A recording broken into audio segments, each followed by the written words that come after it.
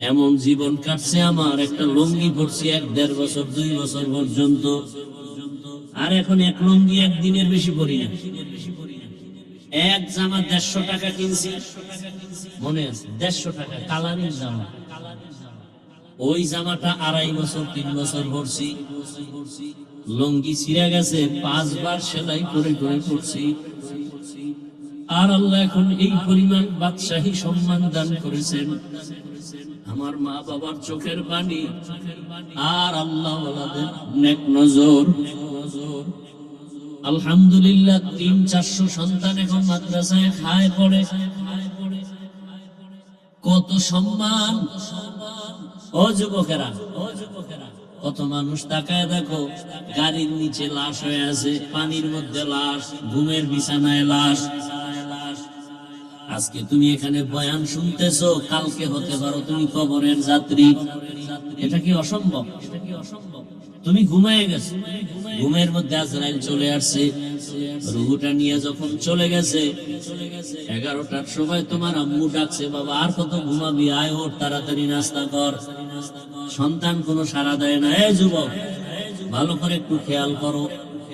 হঠাৎ দেখবে মায়ের অন্তরে বাড়ি মারছে, দাগ কেটে গেছে, মনে হয় কি জানি হয়েছে। দরজা খুলে না, লাথি মেরে দরজা ভেঙে ঢুকছে।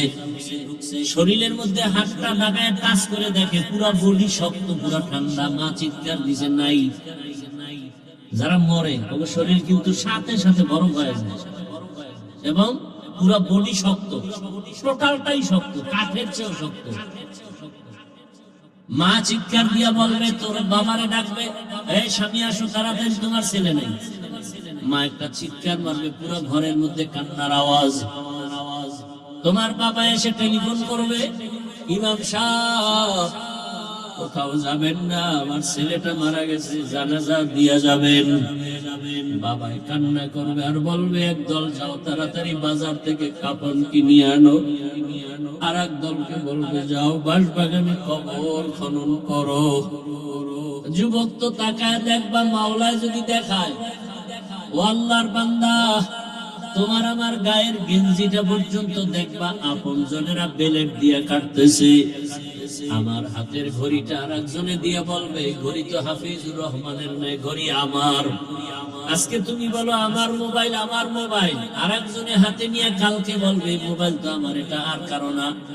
তোমার বন্ধুটা নাম্বার ডিলিট করে বলবে বন্ধু নাই, মোবাইলে নাম্বার রেখেও লাভ নাই। তোমার মাও কাঁদবে, বাবাও কাঁদবে, আমার আম্মু বলে যে ডাকটা দিত, ওই ডাক তো আর এখন আর দিবে না। মায়ের পাগলামি বড় কঠিন হয়ে যাবে। ওদিকে কেউ কবর খনন করবে, কেউ গরম পানি করবে গোসল করাবার জন্য। বাড়ির পেছনে বাঁশ বাগানে কবর খনন চলছে, কেউ বা আবার গরম পানি করতেছে গোসল দেওয়াবার জন্য। তোমার আমার এবার বিছানার থেকে টেনে টেনে নামাইয়া, গায়ের জামা কাপড় সব খুলিয়া, কিসের ঠান্ডার শীত, সবাই রাস্তার ঘর থেকে রাস্তায় নামাইয়া রাখবে। এনার গোসল দিয়া সাদা কাপড়ে প্যাকেট বানাইয়া যখন খাটে উঠাবে, কাঁধের মধ্যে নিয়ে এবার জানাজার প্যান্ডেলে নিবে। জানালা দিয়া মা ডাকবে, আমার বাবারে কোথায় নাও? বলে জানাজার প্যান্ডেলে নিয়ে কবরের দাফন করব। আমার বাবার জীবনের শেষবারে একটু চেহারাটা দেখায় যাও, কাফনের মুষ্টিটা খুইলে একটু দেখাও। আমার বাবার জীবনে আমার আম্মু বলে ডাক দিবে না। ও সন্তানেরা, ও যুবক বাবারা, পায়ে হাত রেখে বলি, জীবনে তো দাড়ি কম কাটো নাই, এবার তওবা করো, আর গুনাহ করবা না। আল্লাহকে মনে মনে বলো, হে মালিক, কখন মরণ হবে জানা নাই, তওবা করি, আর নামাজ ছাড়বো না, দাড়ি কাটবো না, বেপরদায় চলবো না। মা বাবার দোয়া, শিক্ষকের দোয়া, উলামায়ে কেরামের দোয়া নিয়ে নবীজির সুন্নাত অনুযায়ী চলবো। ওই অন্ধকার কবরে দাফন যখন করে মাটি দিয়ে সবাই চলে যাবে, এখন আর কেউ নাই। আরে তুমি একা চলো না, কত বন্ধু, কত কিছু টেলিফোন করো, বন্ধু আয় ঘুরতে যাব। এখন তোমার কবরে ডানে বামে উপরে নিচে মাটি, তুমি একা, কেউ নাই। দুইজন ফেরেশতা আসবে প্রশ্ন করার জন্য, যদি নামাজ ছাড়া কবরে যাও, দাড়ি ছাড়া যাও, আমার আল্লাহ কুদরতের আওয়াজ দিয়া বলবে, ফেরেশতাই বেঈমানকে ধর, কবরটা জাহান্নামের আগুনে ভরে ফেল। এই নাফরমানের আমি আল্লাহ কম নিয়ামত দেই নাই, আমি আল্লাহ কত নিয়ামত দিছি, কিন্তু আমার হুকুম মতো চলে নাই, আমার কোরআন অনুযায়ী চলে নাই, ইসলাম মানে নাই, বরং বিরোধিতা করেছে। আল্লাহ বলবেন, এখন ও কবরের মাটি নাফরমান গুনাহগারের দুই দিক থেকে জোরে জোরে চাপ দাও। কবরের মাটি এমন জোরে চাপ দিবে, ফাজরের হাত চুরমার হয়ে যাবে। ও যুবক, একটা বেতের বাড়ি সইতে পারো না, মশার কামড় সইতে পারো না, কবরের মাটির চাপ কেমন করে সহ্য করবা? আল্লাহর কাছে তওবা করো, মরিয়া গেল আর গুনাহ করবা না, মা বাবারে কষ্ট দিবা না, উলামায়ে কেরামের দোয়া, শিক্ষকের দোয়া নিয়ে নবীর তরিকা মেনে চলবা। মা বোনেরাও তওবার নিয়ত যদি থাকে, যুবকেরাও যদি তওবার নিয়ত থাকে, মুনাফিকি যদি না থাকে, দুটো হাত আমার আল্লাহকে দেখায় দাও। আলহামদুলিল্লাহিল্লাযী জাআলা আশ-শামসা ওয়াল কামারা বিহিসবান ওয়ান নাজমা ওয়াশ-শাজারা ইয়াসজুদান وفضل زمانا على زمان كما فضل مكانا على مكان وإنسانا على إنسان ونشهد أن لا إله إلا الله وحده لا شريك له لا ضد له ولا ند له ولا مثل له ونشهد أن سيدنا وسندنا وحبيبنا وحبيب ربنا وطبيب قلوبنا ومولانا محمدا عبده ورسوله اللهم صل على محمد النبي الأمي وعلى آله وسلم تسليما وبعد فأعوذ بالله من الشيطان الرجيم بسم الله الرحمن الرحيم يا أيها الذين آمنوا اتقوا الله ولتنظر نفس ما قدمت لغد واتقوا الله إن الله خبير بما تعملون وقال النبي صلى الله عليه وآله وسلم حب الدنيا رأس كل خطيئة صدق الله مولانا العظيم وصدق رسوله النبي الأمي الكريم ونحن على ذلك من الشاهدين والشاكرين والذاكرين والحمد لله رب العالمين سبحانك لا علم لنا إلا ما علمتنا إنك أنت العليم الحكيم رب اشرح لي صدري ويسر لي أمري واحلل عقدة من لساني يفقهوا قولي درفشانی نے تیرے قطروں کو دریا کر دیا دل کو روشن کر دیا آنکھوں کو بینا کر دیا حقیقت کھل جائے گی بوقت انتہا تیرے کہ سستی میں یا محنت میں گزاری زندگی تو نے محمد نے آ کر کفر کو مٹایا फर्क मिटा कर सदाकत बताया। কেশরাব বাইতুস সালাম জামে মসজিদের উন্নতি কল্পে ওয়াজ মাহফিল 15 জানুয়ারি 2026। সভাপতি জনাব মোহাম্মদ আজিজ মাস্টার সাহেব, প্রধান অতিথি জনাব মোহাম্মদ গুলজার হোসেন ভুইয়া সাহেব সহ অন্যান্য অতিথিবৃন্দ, হযরত উলামায়ে কেরাম, এলাকার বিভিন্ন স্থান থেকে আগত আল্লাহ পাকের আশিকিন, জাকিরিন, শাকিরিন, মুহিব্বিন, মুরব্বিয়ান ইজাম, কলিজার টুকরা আমার সমবয়সী যুবক বন্ধুগণ, স্নেহের ছোট ভাই, পর্দার আড়ালে মা বোনেরা, আল্লাহ পাকের দরবারে শুকর যে আল্লাহ আমাদেরকে সুস্থ রেখেছেন, আলহামদুলিল্লাহ।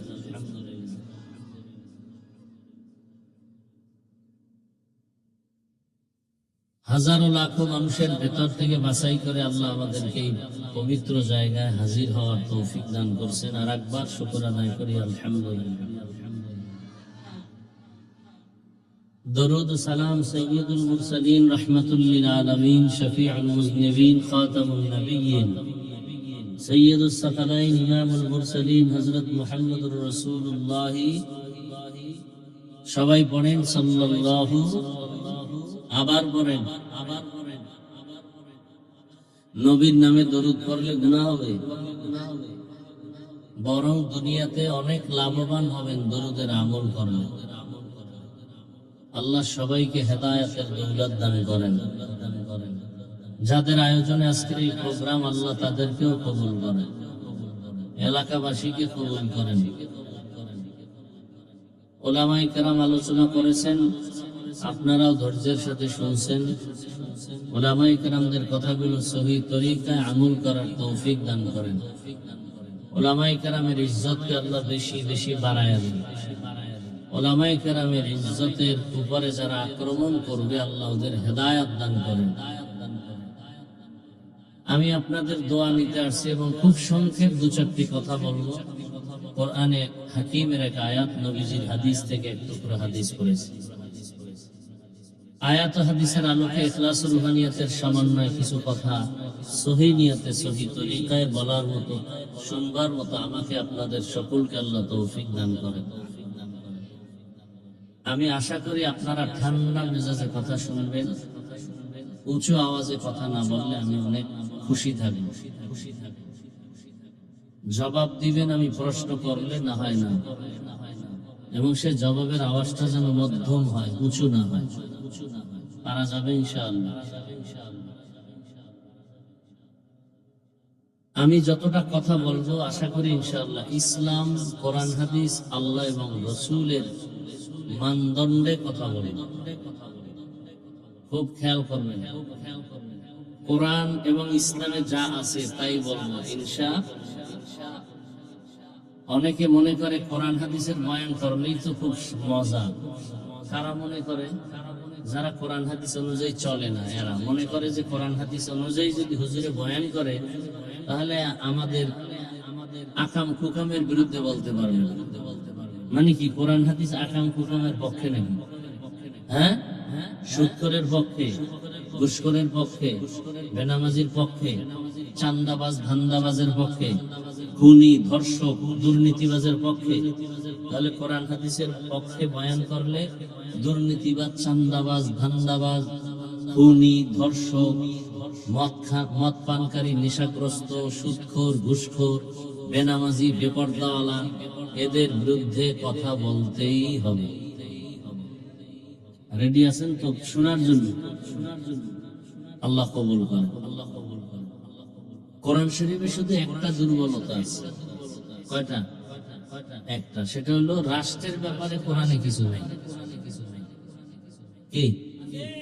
যারা বলে রাজনীতি নাই, তার মানে হলো কোরআন সব দিক থেকে পরিপূর্ণ, রাষ্ট্রের রাজনীতির বেলায় কোরআন শরীফ দুর্বল। হ্যাঁ,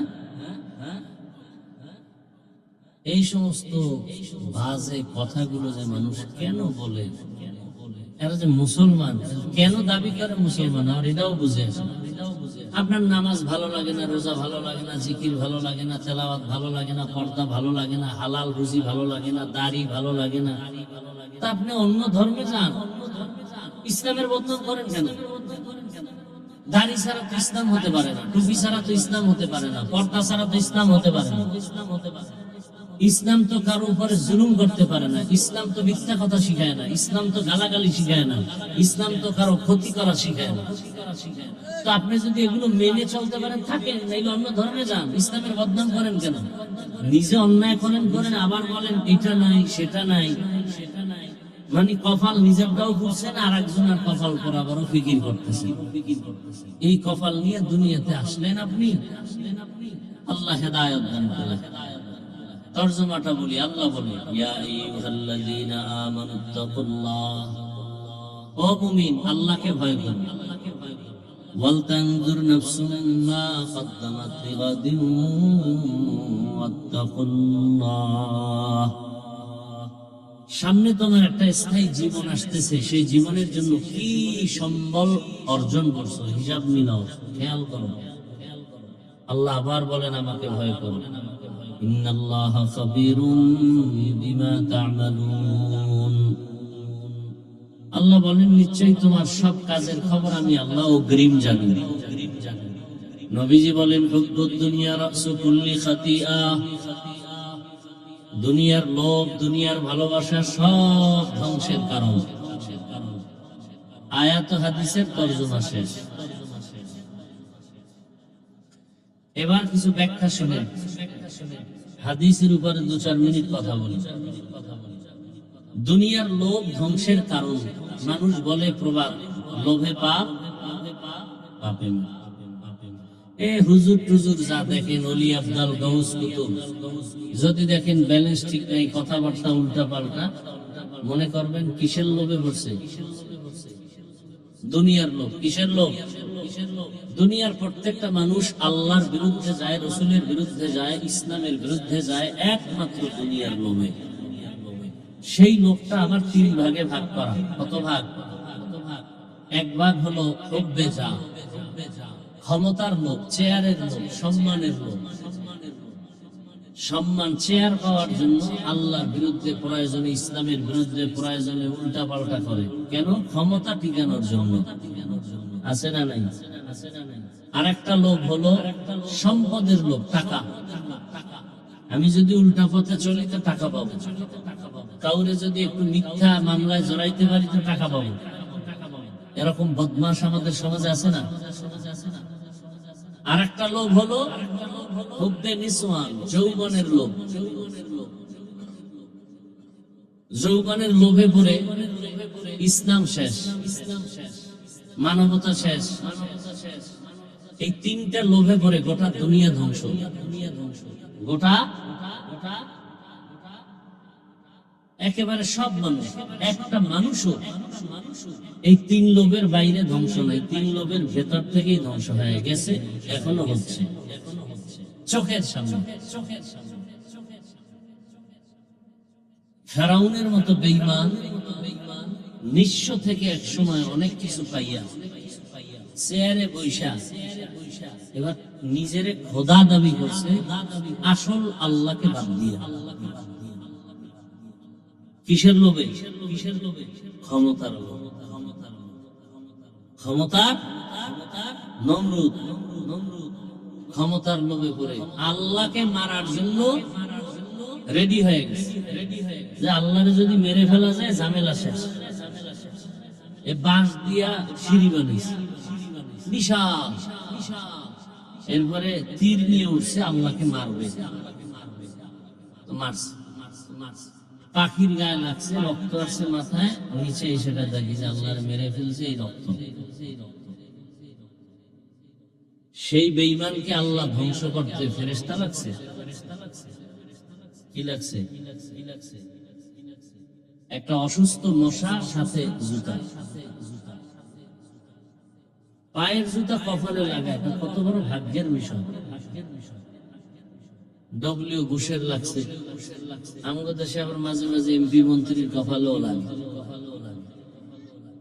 সান কপাল তো এজন্য লাগে, আল্লাহ হেদায়াত দান করেন।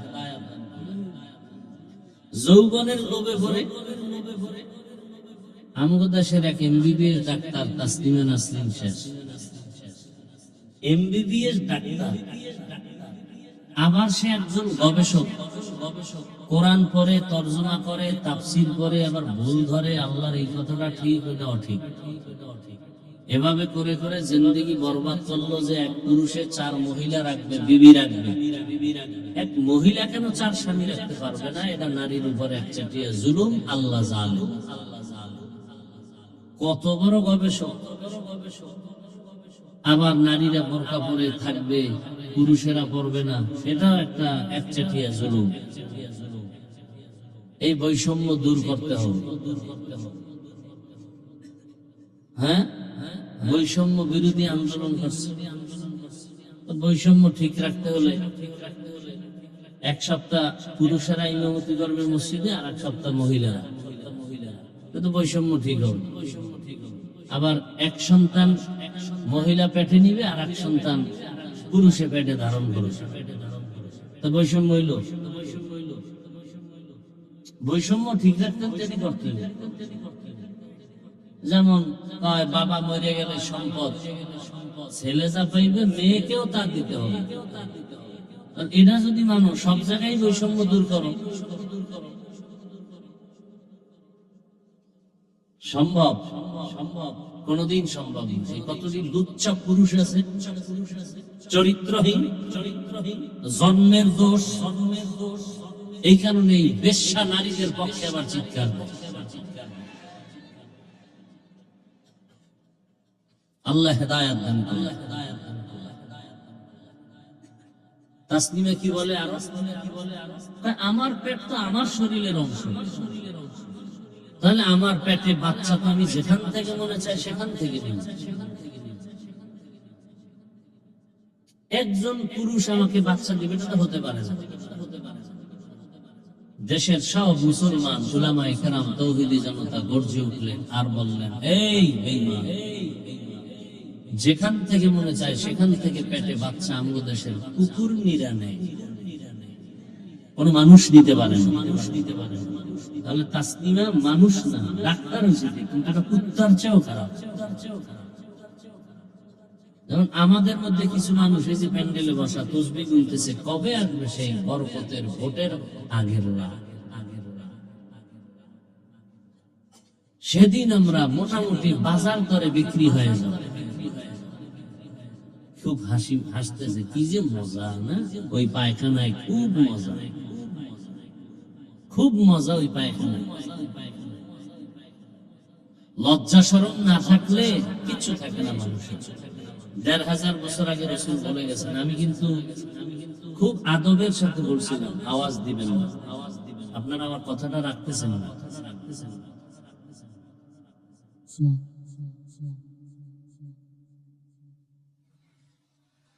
হ্যাঁ,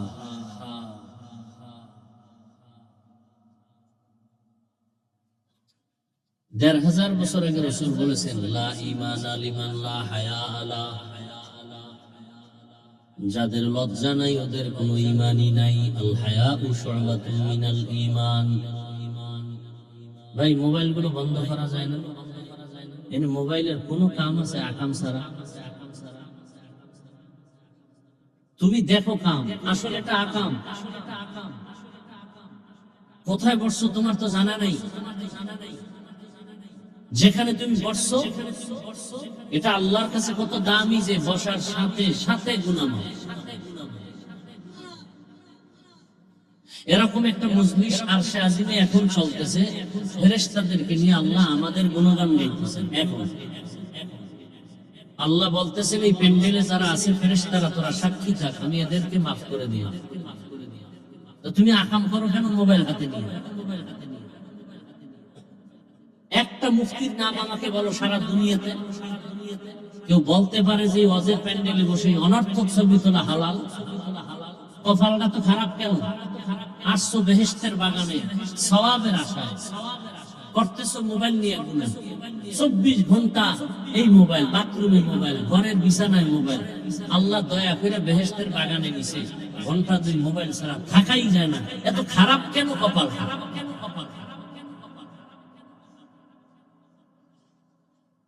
এই কথাগুলো কে বলবে এই জাতিকে? বলার মানুষ নাই, শোনার মানুষ নাই, বিরোধিতা করার মানুষের অভাব নাই। আল্লাহ হেদায়েত দান করুন। আমি কাউকে আঘাত করতে আসি নাই, আমি বুকে লাগাতে আসছি। আমি উপকার করতে আসছি, কারো ক্ষতি করতে আসি নাই।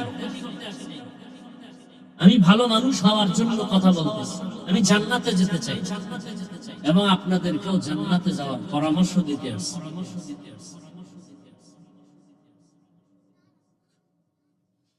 মিষ্টি মিষ্টি কথা বলে বয়ান করার অভ্যাস আছে তো, ঠান্ডা মাথায় প্রশংসা পাবো না। আমাদের মূল উদ্দেশ্য তো না। মানুষের রোগ কোনগুলো বেশি জটিল, যেই রোগের কারণে অন্যান্য ইবাদত নষ্ট হয়ে যায়, এগুলো তো বলতে হবে।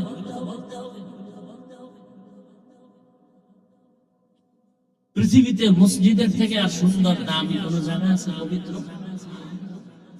যেখানে গেলে মানুষ বিড়ি থাকলেও বিড়ি ফেলে দেয়, টুপি না থাকলে টুপি মাথায় নেয়। এত সুন্দর একটা পবিত্র মসজিদের জায়গায় সুখর কেন? কমিটিতে আসবে। আমি কোন দলের পক্ষে কথা বলছি না। আমি শুরুতেই বলছি, আমার কথার মূল থিম ইসলাম, কোরআন, হাদিস, আল্লাহ, রাসূল। পৃথিবীতে এর থেকে আর পবিত্র জায়গা নাই মসজিদ। সেখানে সুখর আসবে কেন? যেই সুখরের আমল নামা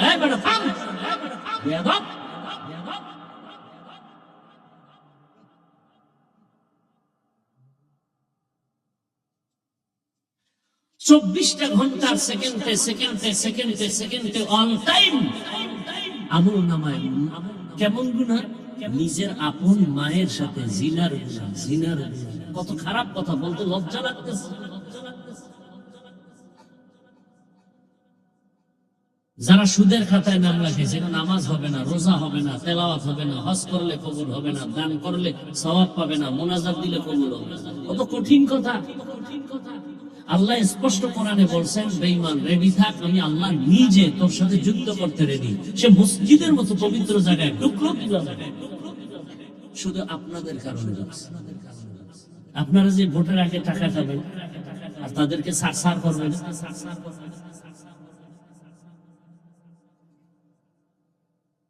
সমাজে শান্তি আসবে কিভাবে?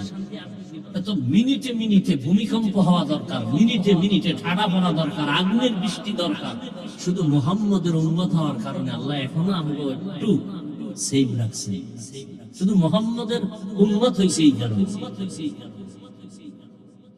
নাইলে বাংলাদেশ ধ্বংস করতে 1 সেকেন্ড লাগে। খালি একটা ভূমিকম্প তো আল্লাহ দেখাই দিয়েছে। কি পরিমাণ আতঙ্ক, কিসের বিল্ডিং, অট্টালিকা, কিচ্ছু না।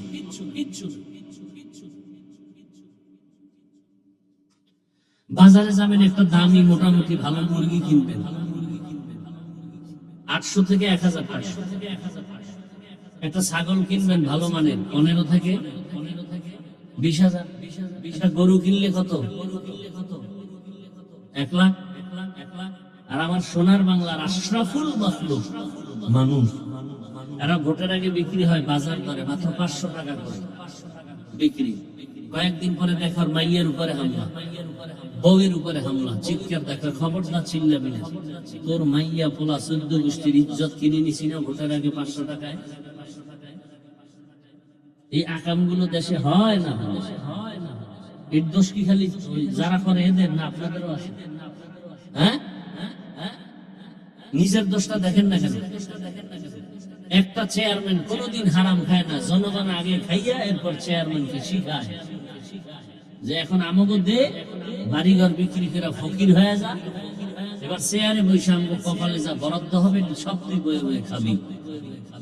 তো চেয়ারম্যান তুমি আগে হারাম খাইয়া শিখাইছো, সে গিয়ে খায়, বিরোধিতা করো কেন? চেয়ারম্যান এই রাস্তার টাকা খেয়ে ফেলছে, গম উঠায় খেয়ে ফেলছে, তুমি যে ভোটের আগে খাইছো চেয়ারম্যানেরটা। এই জাতিকে সোজা করা ইসলাম ছাড়া কোনোদিন সম্ভব না। সম্ভব এক বেয়াদবকে সোজা করবে গোটা দেশ, নামি দামি একটা চোরের হাতের কবজা কাটবে, পুরো বাংলাদেশের হাত ঠিক। ইসলাম ছাড়াই জমিনে শান্তি আসবে না, কোনোদিন আসবে না। আমি মানি আর না মানি, কথা এটাই সত্য। শান্তির একমাত্র ঠিকানার নাম ইসলাম। আপনি না মানলেও ইসলাম, মানলেও ইসলাম। যেদিন আসবে সেদিন শান্তি, এর আগে শান্তি চিন্তা করাও। অজের মধ্যে এত লোক, মসজিদে লোক নাই কেন? ফজরে কই যায়? জঙ্গলে বনবাসে যায়। ফজরে কেন মসজিদ খাজে? কালকে জুমায় মুসল্লির অভাব নেই, আসরে আবার মুসল্লি নেই, মাগরিবে নাই, এশায় নাই, কিসের নামাজে গেল? ধোকা, আল্লাহকে ধোকা দেওয়া। অথচ আল্লাহর দেওয়া পানি খাইতেছে, আল্লাহর দেওয়া সূর্যের আলো, আল্লাহর দেয়া চাঁদের আলো, আল্লাহর দেয়া নদীর মাছ, আল্লাহর দেয়া গাছের ফল, জমিনের ফসল, সব আল্লাহ। অথচ আল্লাহর হুকুম মানি না। মানি না তো মানি না, যারা একটু মানার চেষ্টা করে তাদেরও বিরোধিতা করে। কত বড় কপাল পোড়া! এজন্যই তো নবী বলেন, দুনিয়ার লোভ মানুষকে ধ্বংস করে দেয়। হুজুরের বয়ানের কারণে আমার সুদের ব্যবসা চলবে না, তো হুজুরের বয়ান বন্ধ, আমার ব্যবসা বন্ধ করা যাবে না। এইভাবে সরকার পর্যন্ত বলে মেয়ে ছেলেরা আকাম কুকাম করবে, বাধা দেওয়া যাবে না, তবে বাল্য বিবাহ এটা বাধা দিতে হবে। একটু চিন্তা করো যুবক, যুবককে বলছে, আমার সব কথা যুবকদের জন্য। তোমার লাইনের যুবকটাই তো রক্তের ফোঁটা মাটিতে ফেলে গোটা দুনিয়াটাকে আলোড়িত করে গেল, আর বলে গেল টাকায় পশু বিক্রি হয়, টাকায় অমানুষ বিক্রি হয়, আমি হাদি টাকায় বিক্রি হই না। তোমার চরিত্র 500 টাকায় শেষ। মুরগি কিনতে 1000, ছাগল কিনতে 20,000, গরু কিনতে 1 লাখ, তুমি বিক্রি 500। তার মানে তোমার ছাগলের সমানও দাম নাই। তুমি ছাগলের চেয়েও খারাপ, গরুর চেয়ে খারাপ, কুত্তার চেয়ে খারাপ, শুকরের চেয়েও খারাপ। ভাব তো দেখাইতেছো বড় বুজুর্গ, খুব বুজুর্গ বুজুর্গ ভাব। সারা রাত মোবাইলে গুনাহ চলে, গুনাহ, হাতের গুনাহ, জবানের গুনাহ, অন্তরের গুনাহ, চোখের গুনাহ, সারা রাত চেহারায় ছাপ রাখছে। যেই যুবকের চেহারা 40 বছর পর্যন্ত থাকবে উজ্জ্বল, সেই চেহারা 25 বছরে নষ্ট কেন? জবাব দে। পৃথিবীর কোন মেডিসিন ক্রিম দিয়ে এই চেহারা উজ্জ্বল করা যাবে না। রাইসুল মুফাসসিরিন আব্দুল্লাহ ইবনে আব্বাস রাদিয়াল্লাহু আনহু 1500 বছর আগে বলে গেছেন, মানুষ যদি গুনাহ করতে গিয়ে সীমা লঙ্ঘন করে, নগদ শাস্তি 5টা। প্রথম শাস্তি, চেহারার নূর থাকবে না। দ্বিতীয় শাস্তি, ভাত খাবে কিন্তু ভাত দিয়া শরীরে ক্রিয়া করবে না, বরকত থাকবে না, শুধু অসুস্থই হবে, অসুস্থই হবে। কি পরিমাণ গুনাহ করো মোবাইলের দ্বারা, কি পরিমাণ, কোন সীমানা নাই। ঘরে ঘরে কি পরিমাণ সারা রাত অন্যায় চলে।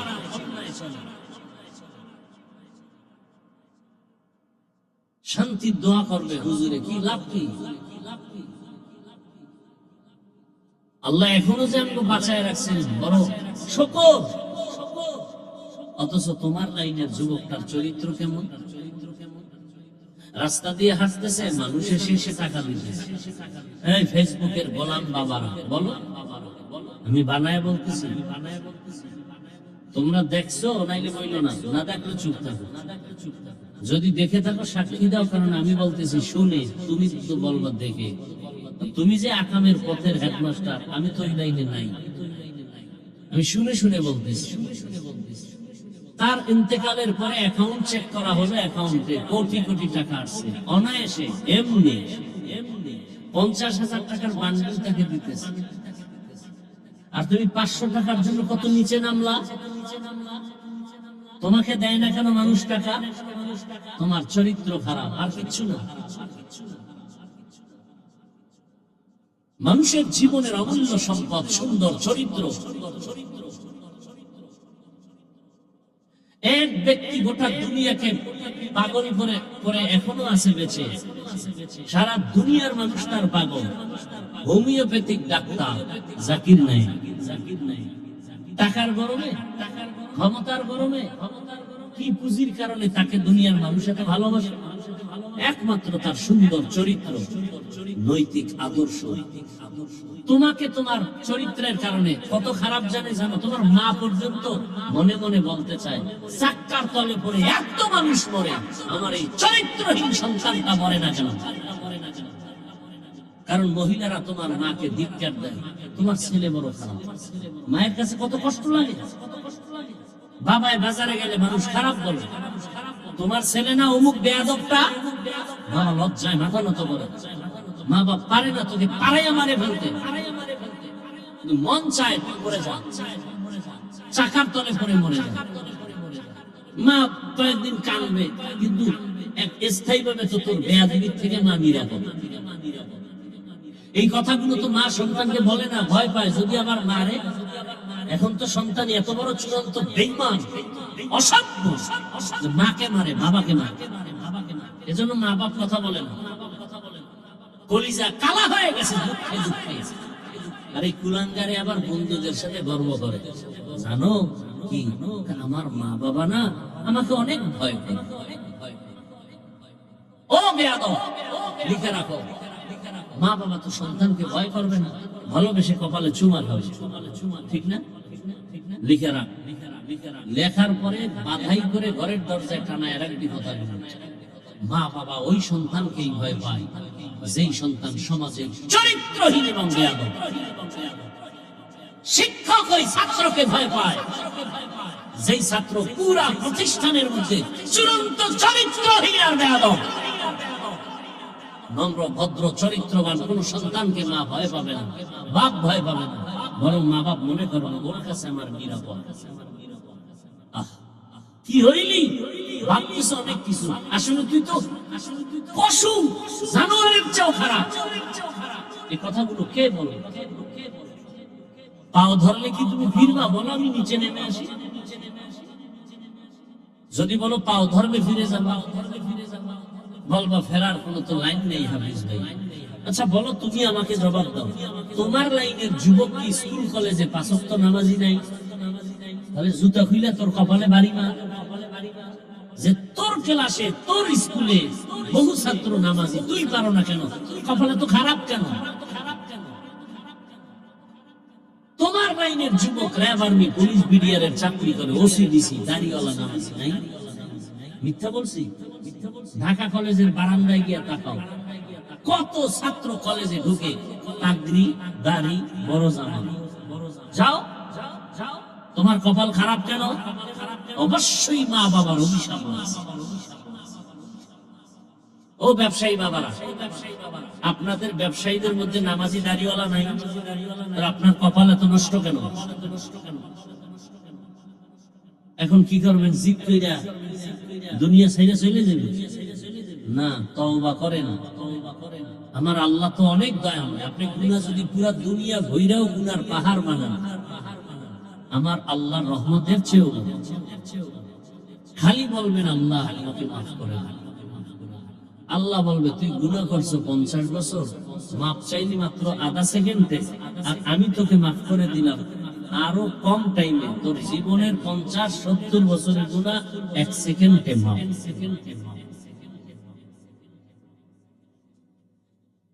يا أيها الذين آمنوا اتقوا الله ولتنظر نفس ما قدمت لغد واتقوا الله। দুনিয়ার পেছনে যারা ঘুরে এরা দুনিয়া লোভী। এই দুনিয়া লোভীরা দুইটা জিনিস চায়, দুই জিনিস চায়, মনে প্রাণে চায় কিন্তু পায় না। বউ চাইরা, ভাই চাইরা সব দুনিয়ার পেছনে ঘুরে, ক্ষমতার পেছনে, টাকার পেছনে, যৌবনের পেছনে দুইটা চায়। এক চায় শান্তি আর একটা চায় সম্মান। কিন্তু দুনিয়াদার শয়তান গুলো একটাও শান্তিতে নাই, সম্মানেও নাই। যেই পুলিশ সেলুট দেয়, র্যাব সেলিউট দেয়, এরাই যদি হ্যান্ডকাপ লাগায়, এটা কিসের সম্মান? যেই জনগণ ভোটের পরে ফুলের মালা দেয়, এরাই যদি আবার জুতার মালা লইয়া মিছিল দেয়, কিসের সম্মান? এর চেয়ে তো আমি ফকির কুয়াকাটার থেকে আসছি, সম্মান তো আমার বেশি। আমার আওয়ামী লীগ নাই, বিএনপি নাই, কেউ নাই, আমরা তো আছি। কি আর এরা তো সম্মান পাইতে পাইতে টাকা দিয়ে কিনছে না সম্মান। টাকার মেয়াদ শেষ, সম্মানও শেষ। আর আমি তো ফকিরের ঘর থেকে আসছি, এমন জীবন কাটছে আমার, একটা লুঙ্গি পরছি 1-1.5 বছর 2 বছর পর্যন্ত, আর এখন এক লুঙ্গি একদিনের বেশি পরি না। এক জামা 150 টাকা কিনছি, মনে আছে? 150 টাকা কালারিং জামা। ওই জামাটা 2.5 বছর 3 বছর পরছি, লুঙ্গি ছিঁড়ে গেছে, 5 বার সেলাই করে করে করছি।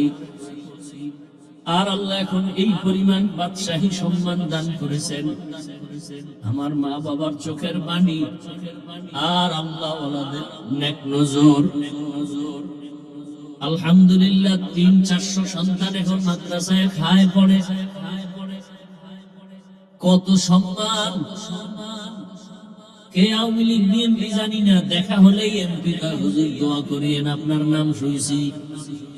বড় কোটিপতি ফ্যাক্টরির মালিক দেখা হলে বলে হুজুর দোয়া করিয়েন, অনেক নাম শুনছি। এর থেকে আর সম্মান লাগে কিছু? আমাদের এই চেয়ারের কোন মেয়াদ আছে? এদেরকেই বলে মুকুটহীন সম্রাট। যে এমপি পর্যন্ত দোয়ার জন্য দাঁড়ায় থাকে, এটির মুকুটহীন সম্রাট।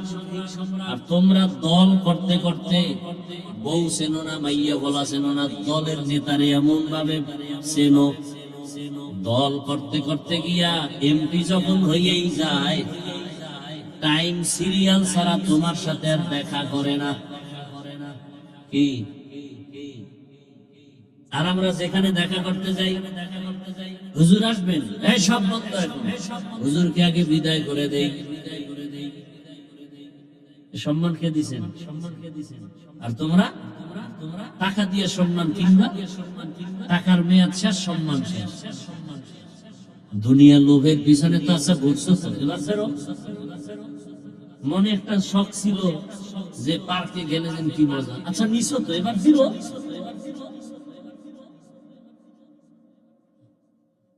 জীবনে দাড়ি তো কম কাটো না, এবার ফিরো। দাড়ি কাটা ছাটা সব কবিরা গুনাহ, হারাম। একটা লাভ নাই। যদি কেউ দেখাইতে পারে দাড়ি কাটলে একটা লাভ, চেহারা ভালো হয়, আরো কিছু, আল্লাহর কসম আমি দাড়ি কেটে বলবো, আমার একটা লাভ যদি কেউ দেখাইতে পারে। বরং গুগলে মোবাইল তো চালাও, ভালো জিনিস দেখতে পারো। আজকে বাসায় গিয়ে সার্চ দিবি, টাচ মোবাইল চালাইলে শরীরের কি কি ক্ষতি সব বেরোয় আসবে। ওখানে তারা হুজুর নেই, সব চিকিৎসা বিজ্ঞানীরা কি থিম ওখানে বয়ান করছে, ওখানে সব লেখা। দাড়ি কাটলে ছাড়লে বিজ্ঞানীদের কি থিওরি, সাথে সাথে নগদ শাস্তি, যৌবন চলে যাবে, চোখের পাওয়ার চলে যাবে। গুগলে সার্চ দে, সারা জীবন খালি আকামি করি, এটা মানুষের কামে নেই।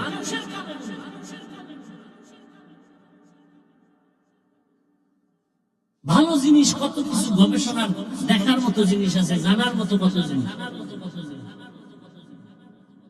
আজকে মুসলমান সার্চ দিবি বাইতুল্লাহ কি, বাইতুল্লাহর ইতিহাস কি, পড়বি 10 মিনিট পর পেলি মদিনাতুল মুনাওয়ারা মুসলমানের কলিজার স্থান কি, সেটা মাঝে মাঝে পড়ো, ইসলামের ইতিহাস পড়ো। সমস্যাটা কোথায়? তুমি যদি সমাজে নেতৃত্ব দিতে চাও, তোমার অলরাউন্ডার হতে হবে, জ্ঞান অর্জন করতে হবে। আমি তো চাই তুমি আসো, নতুন করে ঘুরে দাঁড়াও। মোবাইলটা 5-7 বছরের জন্য পানিতে ফেলে দাও, জিদ করে দাঁড়ায় যে না আমি একটা আদর্শবান ডাক্তার হব। চরিত্র ঠিক রেখে দাঁড়াও, 3 জায়গার দোয়া নিয়ে দাঁড়ায় যাও। আমি আল্লাহকে সাক্ষী রেখে বলে গেলাম, তুমি গোটা দেশের মধ্যে মুকুটহীন সম্রাট হয়ে যাইবা। 3 জায়গার দোয়া লাগবে আর চরিত্র ঠিক লাগবে, না হয় হবে না। তুমি যদি পুরো বাংলাদেশে এক হও, চরিত্র যদি খারাপ থাকে শেষ, তোমার জিন্দগি বরবাদ। কোন বেঈমানও তোমাকে সাপোর্ট দিবে না। চরিত্র মানুষের অমূল্য সম্পদ। আমি চাই তুমি ডাক্তার হও, engineer, professor, OC, DC, SP হয়ে যাও, এমপি, মন্ত্রী হও, তবে বেয়াদব হইও না। তবে চরিত্র ঠিক রাখো আর 3 জায়গার দোয়া নিয়ে চলো, জীবনটা সফল। কয় জায়গার দোয়া? 1 নম্বরে মা বাবার দোয়া, 2 নম্বরে শিক্ষকের দোয়া, তৃতীয় হলো উলামায়ে কেরামের দোয়া। লিখে রাখি, কথাগুলো মনে থাকবে না। এই 3 জায়গার দোয়া যদি নিয়ে ডাক্তারও হও, আল্লাহর কসম গোটা দুনিয়াতে তোমার সম্মান বেড়ে যাবে। আজকে 500 টাকার জন্য পাগল হয়েছে, আল্লাহ এই পরিমাণ টাকা দিবে 2 হাত দিয়ে নিয়েও তো শেষ করতে পারবা না। হালাল আসবে, হালাল, হারাম না। তবে চরিত্র ঠিক লাগবে। আর কি 3 জায়গা? শেষ উলামায়ে কেরামের দোয়া। ওই যে বললাম, কলেজে গিয়া দেখো পাগড়িওয়ালা ছাত্র ঢাকা কলেজে পড়ে, মনে হয় যেন মসজিদের কোনো ক্ষতি, অথচ আরবি ভালো করে পারে না। জিজ্ঞেস করলাম, বাবা তোমার এই হালাত কেন? বলে, আমার আব্বু আম্মু অনেক আদর্শওয়ালা বানাইছে। আমার আব্বু আম্মু খানা দেয় আর বারবার আমাকে সবক দেয়, বাবা জীবনে যাই করো না করো মিথ্যা বলবা না, কারো ক্ষতি করবা না। বাবা আমার এটাই সবক, জীবনে কারো ক্ষতি করবা না, মিথ্যা কথা বলবা না, কারো হক নষ্ট করবা না, কারো চরিত্রের উপর আক্রমণ করবা না। শিক্ষক দোয়া করছে, লেখাপড়ায় 8 নাম্বার হয়ে গেছি, উলামায়ে কেরাম দোয়া করছে। এ কারণে আমার মাথায় টুপি, দাড়ি, নামাজ পড়ি, 5 ওয়াক্ত, বড় জামা পরি, ক্লাস করি। আফসোস করা দরকার ওদের দিয়ে তাকায়। অথচ তোমারে পাও ধরে ধরে বলার পরেও তুমি নামাজ পড়তে চাও না। আজরাইল যদি ঘুমের মধ্যে আসে নাকি আসবে না? ঘুমের মধ্যে যদি আল্লাহ পাঠায় দেয়, এসে যদি দেখে তোমার কানের মধ্যে গানের তার লাগানো, কি জবাব দিবা আবার আল্লাহর দরবারে? অনুরোধ করে বলি, যুবক বাবা, এখনো সময় আছে, তওবা করে নাও। জীবনে তো পার্কে পার্কে কম ঘুরলা না, এবার আল্লাহকে বইলা বইলা মনে মনে তওবা করো। মনেরে বুঝাও, হে মালিক, আমার মতো যুবক যদি স্কুলে কলেজে পড়ে, চাকরি করে, ব্যবসা করে, রাস্তায় গাড়ি চালায়, নামাজ পড়ে, আমি পারবো না কেন? নদীর মধ্যে কত মানুষ কাজ করে, নামাজ ছাড়ে না, আমি পারি না কেন? জমিনে কৃষি কাজ করে কত মানুষ, জেনারেল লাইনে থাকিয়া তারপর নামাজ ছাড়ে না, আমি পারি না কেন? আমি তো জীবনে দাড়ি কম কাটলাম না, বেপরদায় কম দৌড়াইলাম না, মোবাইলে গুনাহ কম করলাম না, পার্কে কম দৌড়াইলাম না, কত নামাজ ছাড়লাম আর কত বাজে পথে চললাম।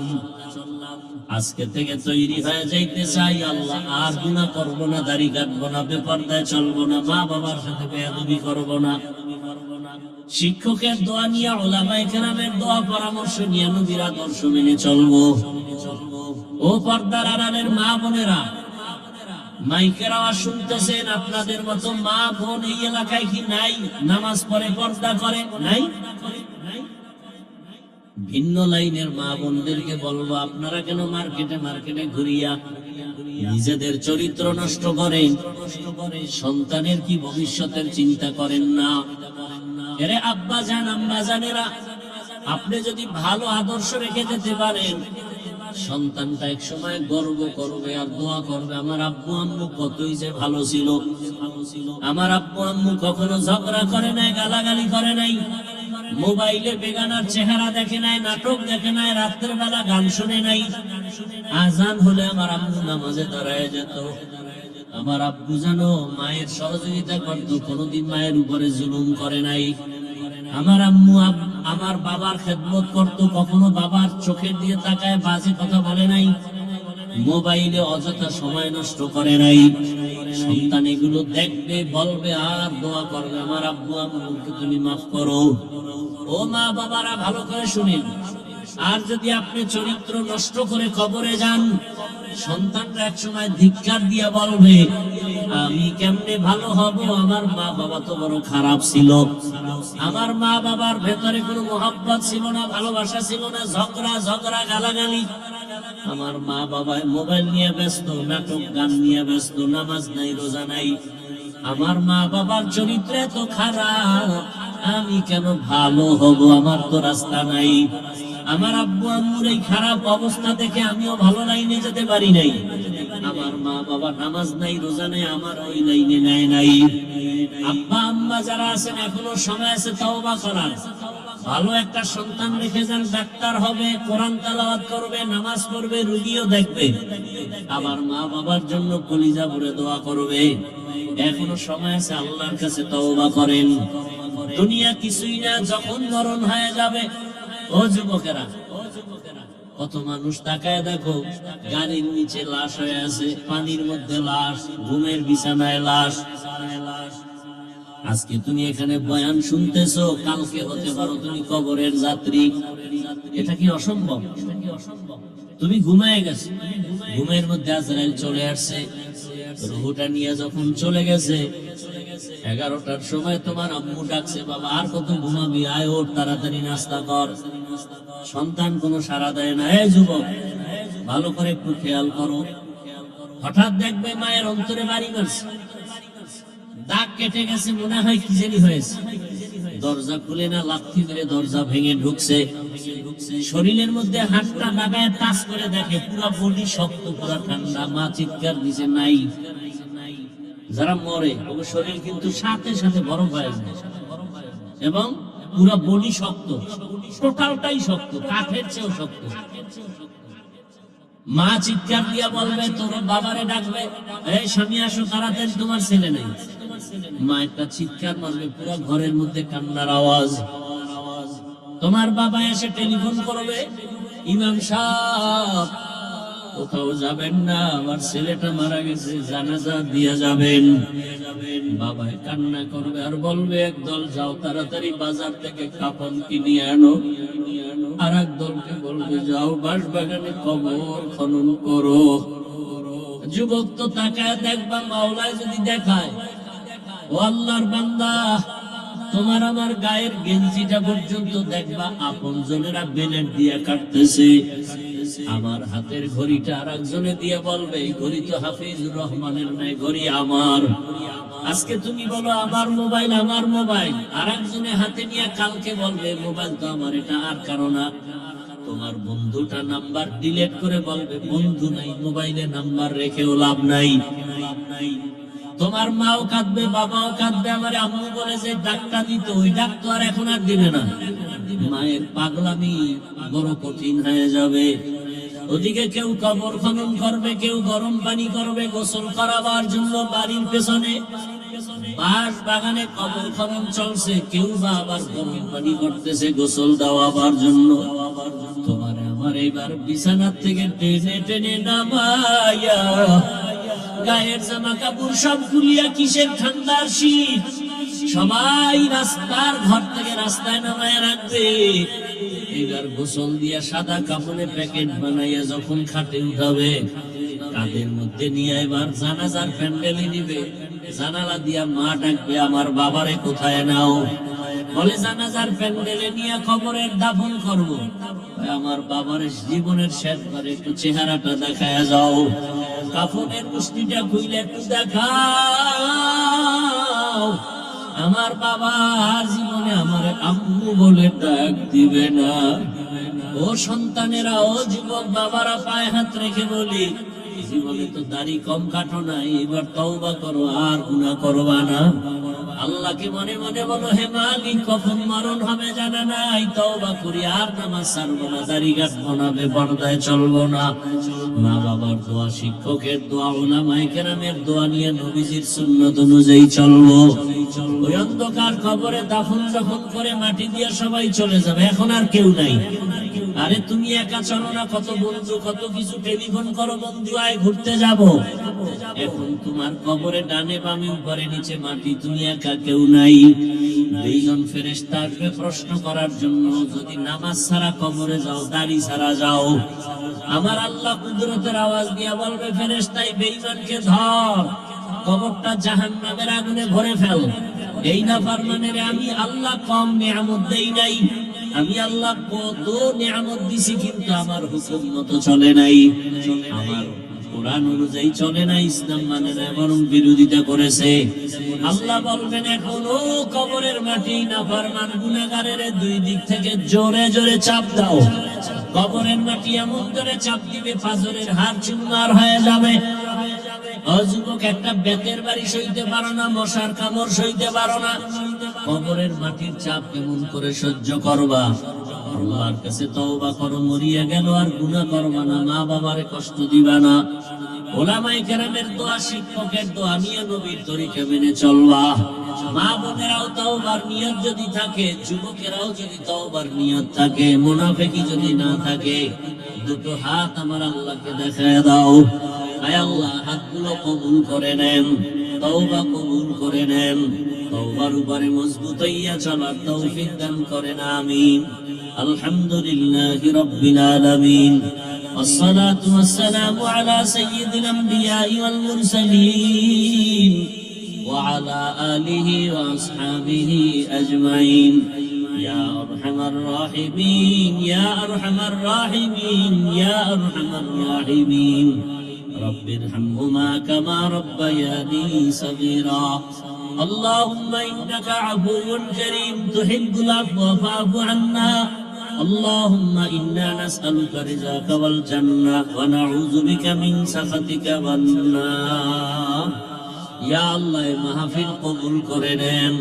আয় আল্লাহ, আয়োজনকারীদের কবুল করে নেন, এলাকাবাসীকে কবুল করে নেন।